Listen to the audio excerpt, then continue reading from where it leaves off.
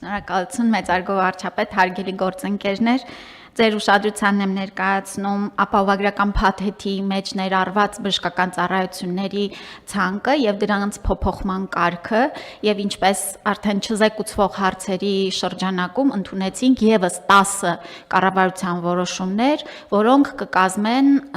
առողջության ապահովագրության առաջին փուլի մեկնարկի 2026 թվականի հունվարի 1-ից համակարգը գործարկելու համար անհրաժեշտ ենթաօրենսդրական բազան։ Պարոն վարչապետ, նաև տեղեկացնեմ, որ 3 օրենքը ստորագրվել է եւ հրապարակվել է,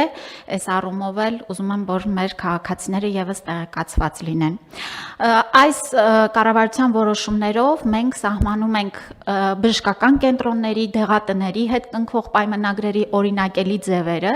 եւ ապահովագրության շրջանակներում նրանց կողմից տրամադրված ծառայությունների փոխհատուցման կարգերը, որոշումներից մեկով ուրեմն ընդունում ենք առողջության ապահովագրության հիմնադրամի մասին ստեղծման մասին որոշումը եւ հաջորդ 2 օրերի ընթացքում ապահովագրական հիմնադրամը կստեղծվի եւ օրենքով էլ սահմանված են անցումային դրույթներ, որ այսօր առողջապահության նախարարությունը եւ մեր պետական առողջապահական գործակալությունը անում է նախապատրաստական աշխատանքները եւ դեռ այսպես ընթացիկ անցումային շրջանում աշխատանքներում ընդգրկված կլինի, մինչև որ մենք արդեն ապահովագրական հիմնադրամը 2 ամիսների ընթացքում ողջ աշխատանքի ծանրաբեռնվածությունը կվերցնի իր վրա։ Պարոն վարչապետ, նաև ուրեմն սահմանում ենք դեղորայքի ցանկերը, ինչից են կարողանալու մեր քաղաքացիները օգտվել եւ նշեմ, որ թե ծառայությունների ցանկերը եւ թե դեղորայքի ցանկերը հրապարակված են, ուզում եմ ասել, որ արմետ հավելվածը արդեն իսկ թարմացված տեսակով արկա է, խնդրում եմ, որ մեր քաղաքացիները այն ներբեռնեն, որպեսզի տեղեկացված լինեն իրենց կարգավիճակի մասով եւ եթե այսօր էլ ներբեռնեք, արդեն կտեսնեք, դուք ունեք 2026 թվականին ապահովագրված կարգավիճակ եւ փաթեթը հենց հունվարի 1-ից կակտիվանա։ Երևի թե այսքան հակիրճ, իհարկե հարցերին սիրով պատասխանեմ։ Տիկին Ավանեսյան, ճիշտ եմ հասկանում, որ այս որոշման եւ որոշումների փաթեթի ընդունմամբ 2026 թվականի հունվարի 1-ից առողջության ապահովագրության համընդհանուր ապահովագրության համակարգը մտնում է ուժի մեջ։ Այո, պարոն վարչապետ, օրենքի ուժով առաջին փուլը մեկնարկում է ուրեմն հունվարի 1-ից մեկնարկում է, ասեմ, որ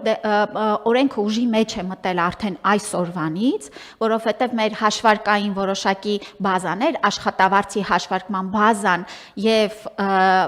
աշխատավարձի պահման բազան, այսինքն դեկտեմբերի աշխատավարձի նկատմամբ է հունվարին վճարվելի գումարները պահվելու արդեն ուժի մեջ են մտել։ Մտնում է ուժի մեջ մինչև 18 տարեկան անձանց, բոլոր անձանց համար 65 տարեկանից բարձր բոլոր անձանց համար եւ 200,000 դրամ եւ բարձր աշխատավարձ ստացող բոլոր անձանց համար։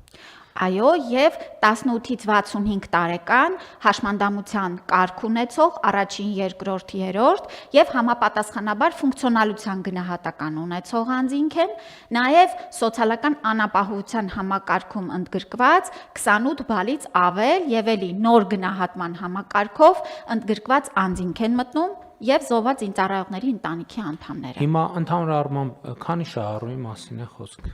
Ընդհանուր առմամբ, պարոն վարչապետ, այս բոլոր խմբերը միասին պետք է կազմեն մոտ 1,600,000 դրամ, այս թիվը առավելակ դրամ չի, մարդ այդ Վայ ներողություն եմ խսում, մարդ 1,600,000 մարդ հենց առաջին փուլից մտնում է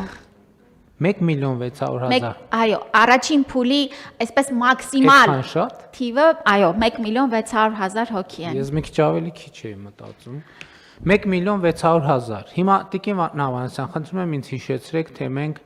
ի սկզբանե երբ ենք պլանավորում, որ պետքա մտներ համակարգը ուժի մեջ 2024 թվականի հուլիսից թե 25 թվականի հուլիսից։ Պարոն վարչապետ, մենք կառավարության հայեցակարգով ընդունել էինք, այսպես նախանշված ժամկետներ էինք դրել, որ 24 թվականի կեսից պիլոտային ձևաչափով կսկսենք, հետո 25-ի կեսից արդեն համակարգը առաջին փուլը կմեկնարկի, նու ըստ էության 26 թվականի հունվարի 1-ից Ես ինչի համար եմ ասում, ինչու 2024 թվականի հուլիսի 1-ից էր նախատեսվում։ Մենք քննարկեցինք, էլի քննարկեցինք, հետո մենք չքննարկեցինք, հասկացանք, որ պատրաստ չենք։ Հետո ասենք լավ, եկեք կանենք 2025 թվականի հունվարի 1-ից։ Հետո 25-ն էլ ենք, մի տարով ենք, մի անգամից հետաձգի։ Հետո քննարկեցինք, հետո հասկացանք, որ պատրաստ չենք։